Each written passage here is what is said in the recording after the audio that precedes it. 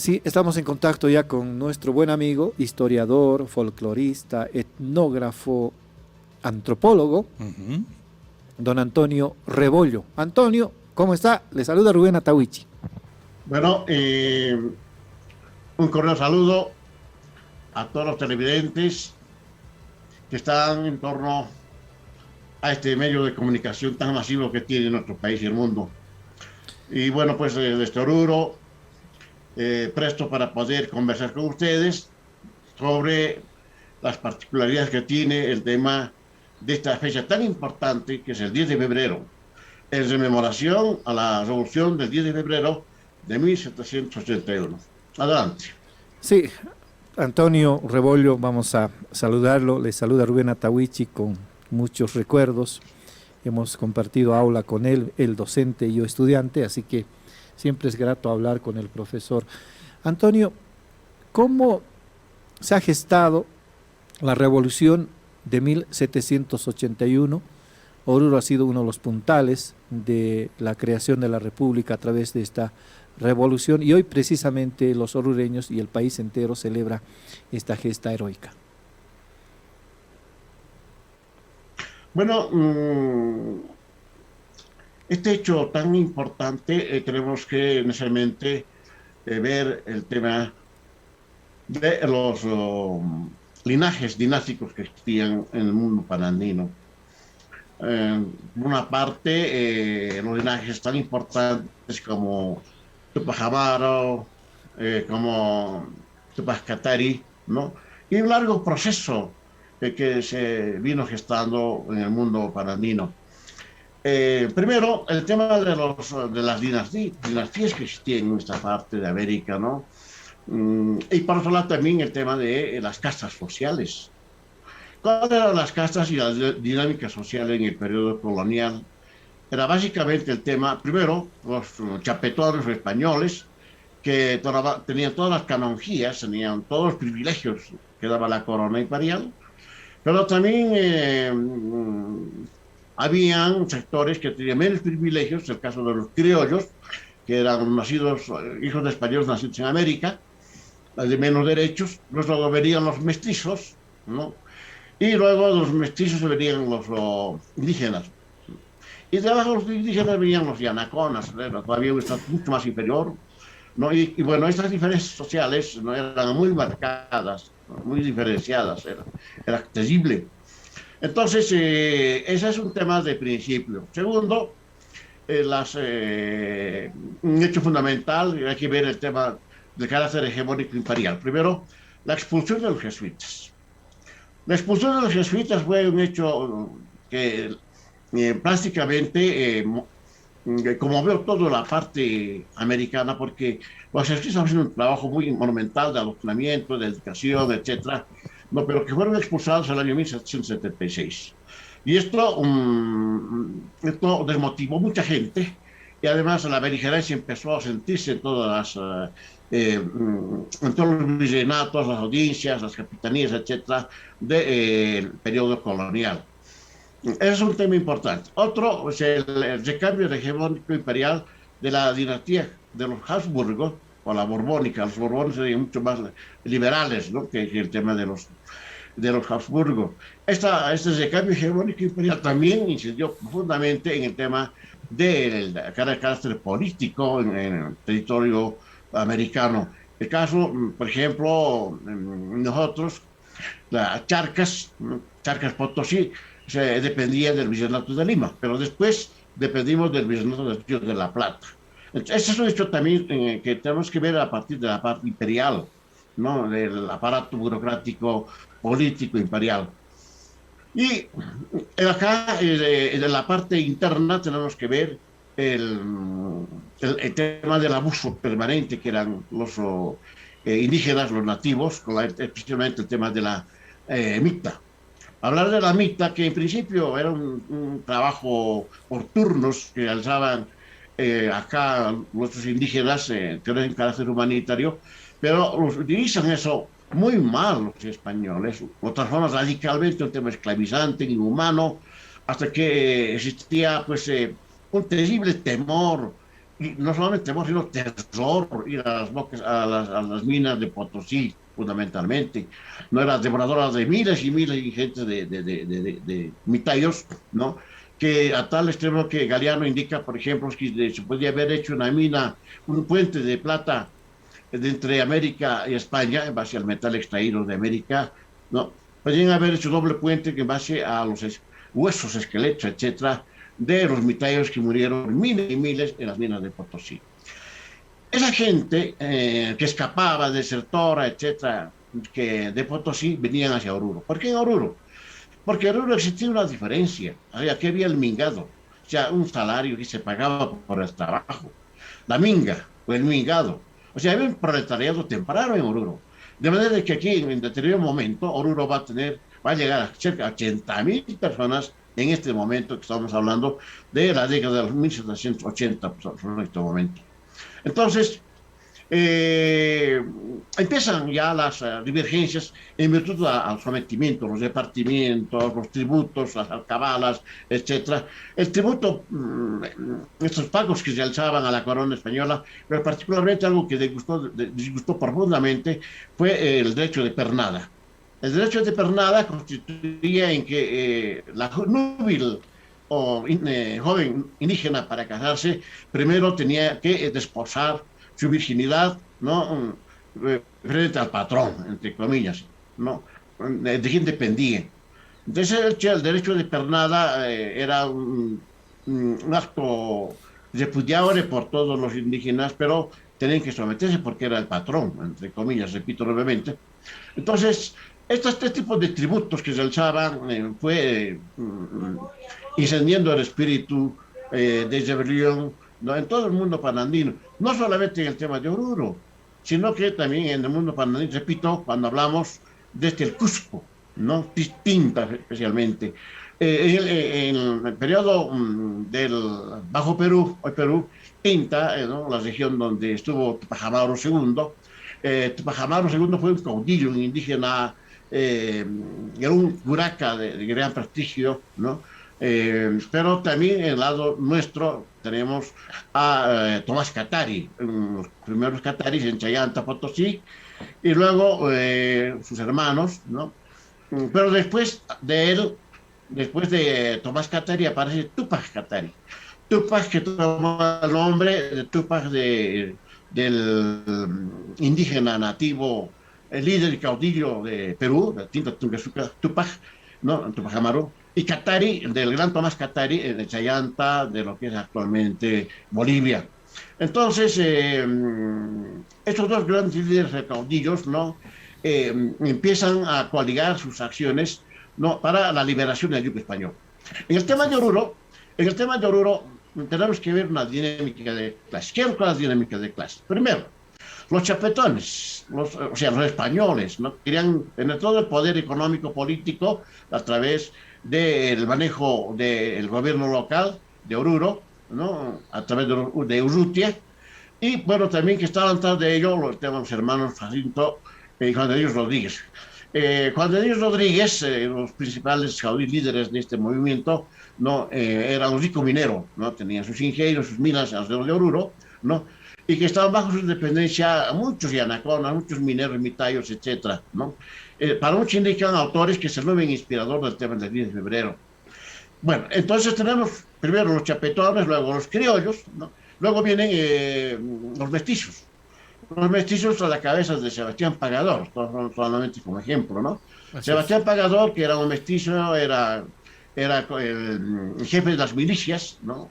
Que emanaban del tema de los hermanos Rodríguez, y también era el tesorero, el pagador, como decían algunos, ¿no? El tesorero. Bueno, después de ellos venían los indígenas. Entre los indígenas debemos mencionar a personas que no han sido muy bien, digamos, difundidas. Santos Mamani, Lope Chungara, Mateo Huaca. Ellos vienen del lado de Chayapata, de Huari, de Condo, etcétera, y vienen a Oruro. Hacen prácticamente una alianza para poder, ya viene una alianza, pero es una alianza un tanto difusa. Ajá. Esta alianza era primero frenar este tipo de abusos que tenían de parte de la corona española, los repartimientos, daban objetos sin valor alguno para ahí, a cambio del ganado, a cambio de los productos que daba la naturaleza, etcétera, y quedaban embargados muchas veces y no podían pagar, eran deudores, ¿no? De esas cosas, naipes, pañueletas, etcétera, cosas sin ningún tipo de valor ni uso para los indígenas, pero eran colocados de manera, digamos, violenta, a veces, ¿no? A ver, vamos a intentar retomar la comunicación. Don Antonio, a ver si mejoramos la comunicación con el equipo de producción. Don Antonio. Ese es un tema. Don Por Antonio. tanto, ustedes decimos prospectivo y retrospectivo. Don Antonio, ¿nos puede recordar qué ocurrió el día exacto, el día mismo, el 10 de febrero de 1781 en la Revolución de Oruro? Bueno, hay un tema muy particular ahí, ¿no? Hechas ya las diferenciaciones entre los indígenas, ¿no? Entre los mestizos, los criollos y los chapetones españoles. Venían en realidad esta algazara estaba muy ligada con el tema de la insurrección de los indígenas, que se les devolviese el tributo del año anterior, de la Navidad del año anterior, se les devolviese, ¿no? Entonces querían tomar las arcas de la Caja Real. Entonces, en ese proceso se forcejeó estas arcas, ¿no? Donde estaban, repito, querían que asaltar y que se les pueda devolver, ¿no? Las tributaciones de la Navidad anterior, que fueron exaccionados a los indígenas. En ese trajín, en ese forcejeo, muere Sebastián Pagador. Entonces, eso significa, antes de ello, Sebastián Pagador va a arrancar las armas reales, se va a convertir en un héroe epónimo en ese momento, desafiante juntamente con su familia, especialmente su hija, ¿no?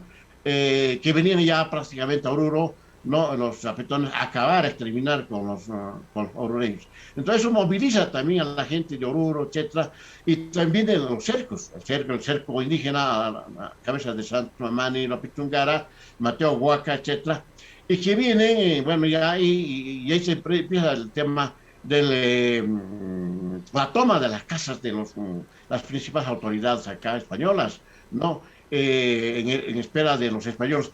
Ahí empieza el tema de la virulencia, ¿no? Empieza el tema de las masacres de los españoles,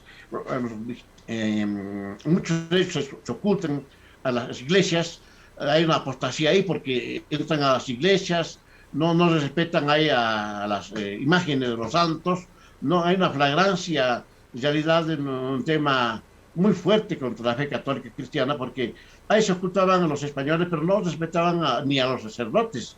Entonces arrasaron con las iglesias. Eso fue lo que pasó el tema en la noche del 9 de febrero, el 10, que vio por todas partes tirados los cadáveres de los españoles, ¿no? Los chapetones. Entonces ese es un tema muy fuerte que se produce y eclosiona el 10 de febrero.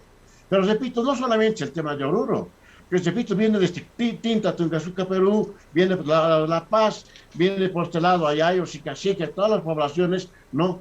Que iban hacia el sur de Oruro. Entonces, pero el centro vital, núcleo vital era Oruro. Oruro es donde empieza, ¿no? Y aquí el tema un poco interesante que también tenemos que ver. Está muy relacionado con el tema de la posible dualidad mariana entre o sea, una advocación mariana, quiero decir, entre la Virgen de la Candelaria y la Virgen del Rosario. Resulta de que los mineros ermitaños, los indígenas, no tocaban la iglesia de, por ejemplo, también de la ranchería, por ejemplo, tenemos, ¿no? Que está, y otra, era una pequeña capilla, el tema del actual santuario de Socavón, una capilla donde estaba la Virgen de la Candelaria, porque la Virgen de la Candelaria no toleraba a las deidades andinas, a las huacas, ¿no? A chachilas. O sea, había cierta, una simbiosis, ¿no? Una especie de hibridismo o sincretismo religioso. Eso respetaba a la Virgen de la Candelaria. En cambio, la Virgen del Rosario era respetada por chapetones, por los españoles. Ajá. Entonces aquí vemos una posibilidad de una dualidad mariana también. Es decir, empieza este tema con el tema del 2 de febrero. ¿no? La festividad de la Candelaria, ¿no? Y termina con temas de carnestolendas. De manera que existe este tema de dualidad, ¿no? Fiesta y rebelión, ¿no? O rebelión y fiesta. Entonces, pero ellos aprovechan eso justamente, cuyo corolario se va a dar justamente el 10 de febrero. Pero solamente esa es una parte, porque posteriormente los indígenas van a volver a Oruro en asonadas permanentes, van 3 o 4 asonadas, donde buscan a los chapetones, pero ya no buscamos solamente a españoles, sino buscaban también incluso a los propios criollos, a los blancos, ¿no? Y aquí hay un tema muy importante, el tema de la semiótica en el 10 de febrero. Resulta de que esa semiótica se explica en el tema del vestido, de la usanza indígena, o que los comprometidos, criollos, mestizos, tenían que vestir la usanza indígena, chuspa, cholo, uncu, axu, en el caso de las mujeres, o sea, tienen que vestir la usanza indígena, que era una especie de identificación con la revolución. Aquel que no vestía la usanza indígena era inmediatamente pasada de huello. O sea, entonces era el tema de presentación en la insurrección o revolución del 10 de febrero, era el tema de la indumentaria, por ejemplo. No era el tema, un aspecto muy importante, a la cabeza de Jacinto Rodríguez. Él fue el primer criollo en vestirse a los usanza indígena, a lo indio, como decimos entre comillas. Y precisamente María Quirós, ¿no? María Quirós, que era criolla, ¿no? Ella también se vestía con axo, etcétera, con vestimenta indígena, y es la que asusaba a la gente criolla, ¿no? Española, a usar vestido de usanza de nuestra mujer del campo. Entonces, este fue el principal delito, por ejemplo, fue castigada, sancionada, etcétera, y llevada a Buenos Aires, ¿no? Todos los que fueron presos después de la revolución del 10 de febrero fueron llevados, todos los insurrectos, ¿no? Atrapados después de la contrarrevolución, ¿no? Hubo una contrarrevolución. ¿Por qué hubo una contrarrevolución? Porque había un abuso, repito, los indígenas ya no decían solamente chapetones, no solamente los sacerdotes, sino también eran los criollos, también a las criollas, etcétera. Y ahí venía el tema de un pensamiento ideológico de este tinta, el tema del taquiongoy. Taquiongoy significaba reimponer las huacas andinas, reimponer el tema de sociedades tutelares andinas, ¿no? Y destrozar, destruir todo lo que venía de la fe católica cristiana. Ese era el taquiongoy, era una especie de una línea ideológica religiosa que venía de este. Y eso vino hasta esta parte. Pero ahí había una antinomía, porque muchos respetaban, pero algunos no. Ahí venía el carácter prospectivo y retrospectivo. Es decir, unos querían la parte retrospectiva, destruir todo lo español, todo lo católico, todas las deidades, todos los santos patrones, etcétera, y reimponer sus deidades, sus huacas tutelares. Era el carácter retrospectivo. Tener un rey inca propio, una ideología anterior a la aparición de los españoles. Ahora, y la perspectiva era a partir de esa realidad ir hacia adelante, ¿no? Claro, teniendo un rey inca que imponga la igualdad, la solidaridad, la complementariedad, etcétera, entre los indígenas. Entonces, aquí hubo un tema de dualidad, que a la puesta de significar una debilidad terrible entre ellos, y sumados por el tema de la parte logística, la organización militar, el tema de ya hubo la contrarrevolución, se unieron nuevamente los criollos con los mestizos, ¿no? Y hicieron una alianza con los chapetones. Entonces hubo una contrarrevolución, y esa contrarrevolución determinó a la postre, ¿no? Que transitoriamente asumiera el poder, por ejemplo, Juan de Dios Rodríguez, ¿no? Como autoridad de Oruro. Y cuando llegaron los españoles, ¿no? No perdonaron el tema del 10 de febrero y los días consiguientes. Fueron apresados todos, ¿no? Los asuntos, Juan de Dios Rodríguez, Herrera, Menacho, etcétera. También las mujeres, ¿no? A la cabeza de María Quirós y muchas otras, que van a ser llevados a Buenos Aires, ¿no? Y en estas casas de Buenos Aires van a sufrir lo impredecible. El caso, por ejemplo, de María Quirós, que adquiere un cáncer, ¿no? En el pecho derecho, ¿no? Y bueno, era muy fuerte los alaridos, el dolor era muy duro, muy fuerte, ¿no? Y va a morir con el cáncer justamente en el pecho, en Buenos Aires, allá. Muy Y don bien. Clemente Menacho, que era su esposo, ¿no? Está igualmente un sufrimiento moral indescriptible, porque vio cómo sufría su esposa y al final cómo murió allá, en las cárceles de Oruro, en Buenos Aires. Muy Ese bien. fue el tema de febrero. Muy bien, pues, profesor, gracias por la referencia histórica. Interesantes capítulos. Uno, el contexto histórico de la revolución, las disputas entre chapetones, criollos, mestizos e indígenas.